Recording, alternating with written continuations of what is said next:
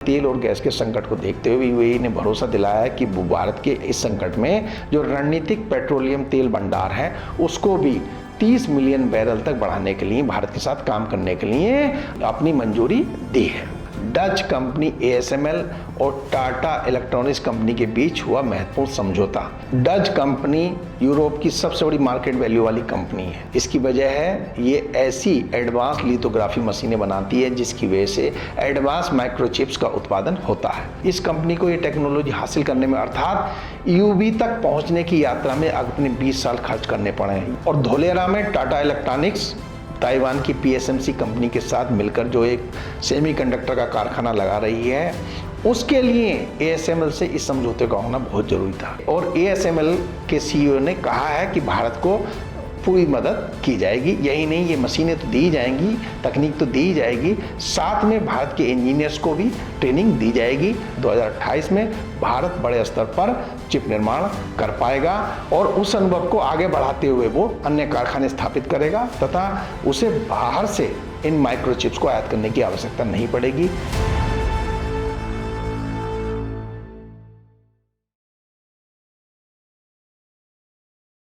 दोस्तों नमस्कार, आज हम भारतीय प्रधानमंत्री की यूरोपीय देशों की यात्रा पर विचार विमर्श करेंगे।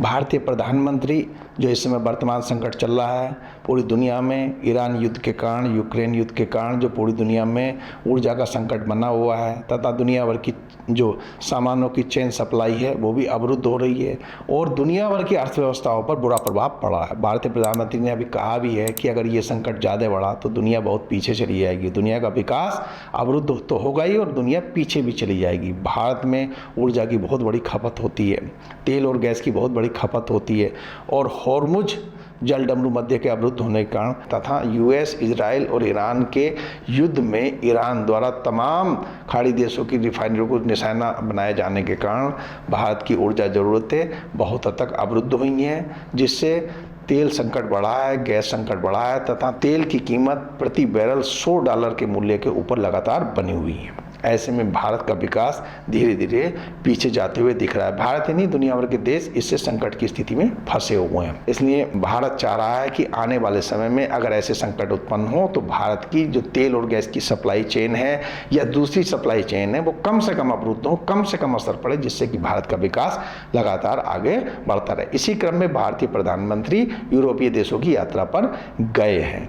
इस यात्रा के बीच में ही वो 4 घंटे के लिए UAE में भी रुके और ये 4 घंटे भारत के लिए बहुत लाभदायक साबित हुए। हम सभी जानते हैं कि UAE के साथ भारत का व्यापार लगभग $100 बिलियन का प्रतिवर्ष होता है। दोनों देशों ने कई समझौते किए। इसमें परस्पर व्यापार को 2032 तक दोनों देशों ने लगभग $200 बिलियन तक पहुंचाने का लक्ष्य रखा है। साथ ही तेल और गैस के संकट को देखते हुए UAE ने भरोसा दिलाया है कि वो भारत के इस संकट में आगे सहयोगी के रूप में काम करता रहेगा तथा उसने भारत में जो रणनीतिक पेट्रोलियम तेल भंडार है उसको भी 30 मिलियन बैरल तक बढ़ाने के लिए भारत के साथ काम करने के लिए अपनी मंजूरी दी है। हम सभी जानते हैं जो ईरान संकट हुआ है उसके बाद इस क्षेत्र की रणनीतिक स्थितियां काफ़ी बदली हैं। UAE सऊदी अरब और पाकिस्तान से बहुत ज़्यादा नाराज़ है, चाहे वो यमन का मामला हो, चाहे वो सूडान का मामला हो, उसकी नाराज़गी जग जाहिर है तथा वो इस युद्ध से पहले ही भारत के काफ़ी करीब आ गया था और भारतीय प्रधानमंत्री अपने कार्यकाल में कई बार UAE की यात्रा भी कर चुके हैं। तो UAE धीरे धीरे भारत के निकट तो आ ही रहा था। इसको लेकर पाकिस्तान तथा सऊदी अरब, यहाँ तक कि टर्की भी चिड़े हुए हैं और वो परस्पर एक गठबंधन, सैन्य गठबंधन बनाने की कोशिश कर रहे हैं और पाकिस्तान और सऊदी अरब ने भी परस्पर सुरक्षा का समझौता तो किया ही है। टर्की भी इस गठबंधन में शामिल होने की बात कर रहा है। इसी को देखते हुए UAE भारत के निकट आया है। यही नहीं, वो इजराइल के भी काफ़ी निकट आया है। अब्राहम अकॉर्ड के बाद ही वो इजराइल के निकट आया है और इस युद्ध के बाद वो भारत और इजराइल के और भी निकट आ गया है। भारत ने ऐसा कोई सुरक्षा समझौता तो UAE के साथ नहीं किया है, लेकिन ऐसा लग रहा है कि भारत और UAE आने वाले समय में मिलकर हथियार बनाएंगे तथा कई और क्षेत्रों में मिलकर कार्य करेंगे, जिससे UAE इस क्षेत्र में एक मजबूत देश के रूप में अपनी स्थिति को बनाए रख सकेगा। इसके बाद भारतीय प्रधानमंत्री नीदरलैंड की यात्रा पर रवाना हो गए। नीदरलैंड में पहुंचकर उनका भव्य स्वागत हुआ। नीदरलैंड के प्रधानमंत्री ने भारतीय प्रधानमंत्री से बहुत गर्मजोशी के साथ भेंट की तथा कई समझौतों पर हस्ताक्षर किए। इनमें सर्वाधिक जो महत्वपूर्ण समझौता था वो डच कंपनी ASML तथा भारत की टाटा इलेक्ट्रॉनिक्स के बीच हुआ समझौता था, जो कि चिप निर्माण से संबंधित मशीनों की खरीद के लिए था। इस समझौते पर हम कुछ देर बाद चर्चा करेंगे। अभी हम आते हैं भारतीय प्रधानमंत्री की कुछ अन्य देशों की यात्रा पर। इसके बाद भारतीय प्रधानमंत्री स्वीडन की यात्रा पर गए। वहां पर स्वीडन में उनका भव्य स्वागत हुआ, कई महत्वपूर्ण समझौते हुए। उसके बाद भारतीय प्रधानमंत्री नॉर्वे में गए। नॉर्वे की राजधानी ओस्लो में 18 मई को भारत और नार्डिक देशों के बीच एक शिखर सम्मेलन का आयोजन होना था, उसमें भारतीय प्रधानमंत्री शामिल हुए। नार्डिक देश ऐसे 5 यूरोपीय देश हैं जो अपनी ठंडी जलवायु के लिए जाने जाते हैं। ये 5 देश हैं नॉर्वे, स्वीडन, डेनमार्क, फिनलैंड तथा आइसलैंड। ये देश पुराने समय से ही अपनी समुद्री यात्राओं के लिए जाने जाते हैं। नॉर्वे, स्वीडन, डेनमार्क में ही हमने अनेक बाइकिंग योद्धाओं के बारे में सुना है, जैसे रैगनर जैसे महान बाइकिंग वहाँ पर हुए हैं। उन्होंने लंबी लंबी समुद्री यात्राएं की हैं तथा देशों में उस समय वे सब लूटमार भी करते थे और तमाम अनेक लड़ाइयाँ उन्होंने लड़ी हैं। उस समय ईसाई धर्म का प्रचलन इन देशों में नहीं था। धीरे धीरे ईसाई धर्म का प्रचलन इन देशों में हुआ तथा ये सभ्यता की दौड़ में आगे बढ़े। आज तो ये देश दुनिया के हर मानक पर सबसे ऊपर लगभग ये रहते हैं, चाहे वो मीडिया की स्वतंत्रता हो, चाहे वो खुशमिजाजी का मानक हो, चाहे कोई और मानक हो, वो ज़्यादातर मामलों में पूरी दुनिया पर एक तरह से राज करते हैं और ग्रीन एनर्जी तथा सामुद्रिक प्रणालियों के मामले में बहुत गहरी तकनीकी समझ रखते हैं। भारत ग्रीन एनर्जी और सामुद्रिक प्रणालियों के मामले में इन देशों की सहायता लेना चाह रहा है। इस संबंध में भारत ने कई समझौते भी इनसे किए हैं और नॉर्वे ने भारत के साथ ऐसा समझौता भी किया है जिसके तहत नॉर्वे अगले 15 वर्षों में भारत में $100 बिलियन का निवेश करेगा। साथ ही ग्रीन एनर्जी तथा अन्य कई सामुद्रिक मामलों में वो भारत का सहयोग करेगा, जिससे कि भारत स्वच्छ और साफ ऊर्जा के मामले में आगे बढ़ सके तथा पोल्यूशन से भारत निपट सके। क्योंकि सभी जानते हैं भारत में पोल्यूशन की समस्या दिन प्रतिदिन बढ़ती जा रही है। हीट वेव की समस्या जिसकी वजह से दिन प्रतिदिन बढ़ती जा रही है। आने वाले समय में भारत के सामने बहुत बड़ी समस्या हो जाएगी और इसके कारण भारत की जीडीपी को भी नुकसान अभी भी हो रहा है और आने वाले समय में बहुत गहरा नुकसान होने की संभावना है। तो ये अच्छी पहल है भारतीय प्रधानमंत्री की, जिससे कि हमें बड़े स्तर पर ग्रीन ऊर्जा प्राप्त हो सके और हम जो परंपरागत फ्यूल्स हैं उनसे अपने आप को उबार सकें और आगे बढ़ सकें। भारत और नार्डिक देशों का शिखर सम्मेलन तीसरा था। पहला शिखर सम्मेलन 2018 में स्टॉकहोम में हुआ था, जो कि स्वीडन में है। तीसरा शिखर सम्मेलन कोपेनहेगन में हुआ था, जो कि डेनमार्क में है। इस शिखर सम्मेलन से आशा करते हैं कि इन नार्डिक देशों से भारत का व्यापार, जो वर्तमान में $19 बिलियन का है, वो बढ़कर और ऊंचाई तक जाएगा। इसके बाद भारतीय प्रधानमंत्री इटली की भी यात्रा करेंगे, वहाँ भी कई महत्वपूर्ण समझौते होने की संभावना है। अब हम आते हैं भारतीय प्रधानमंत्री की इस यात्रा के सबसे महत्वपूर्ण बिंदु पर। वो बिंदु है, मैं पहले भी कह चुका हूँ, डच कंपनी ASML और टाटा इलेक्ट्रॉनिक्स कंपनी के बीच हुआ महत्वपूर्ण समझौता। डच कंपनी यूरोप की सबसे बड़ी मार्केट वैल्यू वाली कंपनी है। इसकी वजह है ये ऐसी एडवांस लिथोग्राफी मशीनें बनाती है जिसकी वजह से एडवांस माइक्रोचिप्स का उत्पादन होता है। इसमें वैसे तो 2 तरह की मशीनें होती हैं, लेकिन इनमें EUV जो मशीनें हैं वो सबसे लेटेस्ट हैं तथा उनसे सबसे आधुनिक यानी कि सबसे एडवांस माइक्रोचिप्स का उत्पादन किया जाता है। इन माइक्रोचिप्स के बिना आज के क्षेत्र में किसी भी तरह की आधुनिक तरक्की की आप कल्पना नहीं कर सकते हैं। अगर ये EUV मशीनें नहीं मिलेंगी तो ये एडवांस माइक्रोचिप्स नहीं बन पाएंगी और ये एडवांस माइक्रोचिप्स नहीं बन पाएंगी तो चाहे एप्पल हो, चाहे एनवीडिया हो, चाहे इंटेल हो, चाहे ताइवान की TSMC हो, चाहे सैमसंग हो, चाहे जापान की कंपनी हो, चाहे चीन की कंपनी हो, ये सब इन एडवांस माइक्रोचिप्स के बिना अपने एडवांस प्रोसेसर बना ही नहीं पाएंगी। अर्थात इनका पूरी तरह से विकास ठप हो जाएगा। पूरी दुनिया का आधुनिक विकास ठप पड़ जाएगा। अब आप समझ सकते हैं कि ASML दुनिया के लिए कितनी महत्वपूर्ण कंपनी है। ये चाहे तो किसी भी देश को बैकफुट पर ला सकती है और इसकी टेक्नोलॉजी इतनी महत्वपूर्ण है। इस कंपनी को ये टेक्नोलॉजी हासिल करने में अर्थात EUV तक पहुंचने की यात्रा में अपने 20 साल खर्च करने पड़े हैं। यही नहीं, इसमें कई अन्य यूरोपीय देशों का भी सहयोग रहा है, क्योंकि ये कंपनी डच की जरूर है लेकिन इसमें यूरोप की कई अन्य कंपनियों का भी सहयोग है। इन लिथोग्राफिक मशीनों को बनाने के लिए ये बहुत सारे पार्ट्स यूरोप के अन्य देशों से आयात करती है, जर्मनी जैसे देशों से आयात करती है।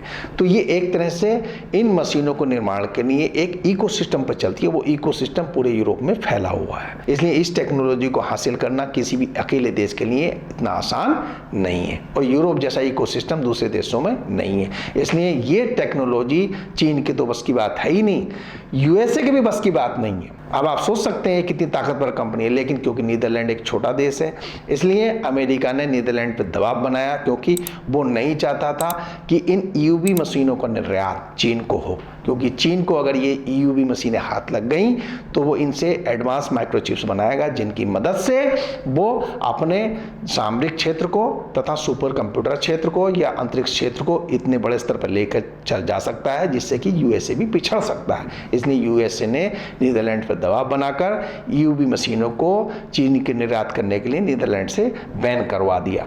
चीन में अब ये मशीनें नहीं जा रही हैं। इसलिए चीन का AI क्षेत्र हो चाहे दूसरा क्षेत्र हो, इसकी वजह से बहुत दबाव में है और उस लेवल पर नहीं आ पा रहा है जहां पर अमेरिका के ये क्षेत्र आगे बढ़ रहे हैं। लेकिन चीन हार नहीं मानता है। चीन की विकास यात्रा दुनिया के लिए एक बहुत बड़ा उदाहरण है। इतनी तेजी से विकास कर लिया है, इतनी तेजी से अमेरिका से वो अपना अंतर पाट रहा है, दुनिया के लिए सबसे बड़ी कारखाना फैक्ट्री बन चुका है। तो वो कैसे झुक जाएगा? वो जानता है कि अगर इस क्षेत्र में वो हार गया तो अमेरिका से कभी जीत नहीं पाएगा, अमेरिका से कभी आगे निकल नहीं पाएगा। इसलिए उसने इसे चुनौती के रूप में स्वीकार किया तथा दिसंबर 25 में उसने ये ASML जैसी टेक्नोलॉजी का एक प्रोटोटाइप उसने बना लिया है, यानी कि EUV मशीन का एक प्रोटोटाइप प्रेस कर दिया है। लोग कह रहे हैं कि आने वाले 3-4 वर्षों में संभवतः चीन ऐसी EUV मशीनें बना पाएगा जो ASML बना रही है, लेकिन ये इतना आसान नहीं है। प्रोटोटाइप जरूर बना लिया, अभी भी उसके लिए दूर की कौड़ी है, लेकिन चीन के पुराने रिकॉर्ड को देखते हुए ऐसा लग रहा है कि वो इसमें सफल हो जाएगा, और जिस दिन सफल हो जाएगा उस दिन वो टेक्नोलॉजी के क्षेत्र में सबसे बड़ी छलांग लगाने में भी सफल हो जाएगा, और फिर वो USA पे किसी भी चीज़ के लिए निर्भर नहीं रहेगा, बल्कि USA उस पर निर्भर रहेगा। जैसे अभी भी पहले से ही USA, यूरोप या भारत जैसे बहुत सारे देश रेयर अर्थ मिनरल्स के लिए चीन पर निर्भर है, और चीन ने रेयर अर्थ मिनरल्स के माध्यम से USA को काफ़ी हद तक ब्लैकमेल भी किया है और अनाप शनाप टैरिफ से उसने मुक्ति भी पाई है, और उसी दबाव की वजह से USA उसको ज़्यादा परेशान नहीं कर पा रहा है। और अगर ये मशीनें EUV मशीनें उसने बना ली तो फिर तो वो अमेरिका पर भारी पड़ने लगेगा बहुत सारे क्षेत्रों में, और वो उससे आगे भी निकल सकता है, और अमेरिका ये कभी नहीं चाहेगा। फिलहाल इन दोनों देशों के बीच बहुत ज़्यादा लड़ाई चल रही है इस मामले को लेकर, और भारत ने इस मौके का भरपूर फायदा उठाने की कोशिश की है ASML से समझौता करके, क्योंकि ASML उसको EUV देने पर राजी हो गया है। और धोलेरा में टाटा इलेक्ट्रॉनिक्स ताइवान की PSMC कंपनी के साथ मिलकर जो एक सेमीकंडक्टर का कारखाना लगा रही है, उसके लिए ASML से इस समझौते का होना बहुत जरूरी था, क्योंकि केंद्रीय मंत्री अश्विनी वैष्णव के अनुसार ये कारखाना 2028 तक शुरू हो जाएगा। लेकिन शुरू तो तभी हो पाएगा जब भारत को EUV मशीनें भरपूर मात्रा में मिलेंगी, और ASML के CEO ने कहा है कि भारत को पूरी मदद की जाएगी। यही नहीं, ये मशीनें तो दी जाएंगी, तकनीक तो दी जाएगी, साथ में भारत के इंजीनियर्स को भी ट्रेनिंग दी जाएगी। ताइवान की कंपनी का तो सहयोग उसे मिलने की उम्मीद है ही, क्योंकि ताइवान की जो कंपनी है उसे चिप निर्माण में महारत हासिल है। तो अगर ताइवान की कंपनी का सहयोग मिला और ASML का भी ऐसी सहयोग मिलता रहा तो आशा करते हैं 2028 में भारत बड़े स्तर पर चिप निर्माण कर पाएगा, और उस अनुभव को आगे बढ़ाते हुए वो अन्य कारखाने स्थापित करेगा तथा उसे बाहर से इन माइक्रोचिप्स को आयात करने की आवश्यकता नहीं पड़ेगी। आयात तो रुक ही जाएगा, साथ में वो माइक्रोचिप्स के बारे में बड़ा एक्सपोर्टर बनने के भी ख्वाब देख रहा है। संभवतः वो उसके ख्वाब पूरे भी हो जाएंगे, क्योंकि आने वाले समय में तेल से भी ज़्यादा बहुमूल्य सेमीकंडक्टर का क्षेत्र होने वाला है। और जिस तरह की वैश्विक स्थितियाँ चल रही हैं ताइवान को लेकर, चीन कभी भी ताइवान पर आक्रमण कर सकता है, और USA और चीन के बीच तनाव पनप सकता है, ताइवान और चीन के बीच तो तनाव पनपेगा ही। और अगर युद्ध हो गया, क्योंकि अभी भी भारत काफ़ी हद तक ताइवान, चीन जैसे देशों से ही इन चिप्स का आयात करता है, तो भारत की चेन सप्लाई रुक सकती है। तो अगर 2028 तक भारत इस कारखाने को आगे बढ़ाने में सही से संचालित करने में सफल हुआ तो ये सप्लाई चेन बाधित नहीं हो पाएगी, और भारत इन संकटों से बड़े आराम से गुजर जाएगा। तो भारतीय प्रधानमंत्री की चाहे UAE की यात्रा हो, चाहे यूरोपीय देशों की यात्रा हो, चाहे भारत नार्डिक सम्मेलन में शामिल होने की बात हो, ये यात्रा पूरी तरह से सफल कही जा सकती है। और ASML से जो समझौता हुआ भारत के लिए मील का पत्थर साबित होगा, और आने वाले समय में भारत की तरक्की को कई पायदान ये ऊपर लेकर जाएगा।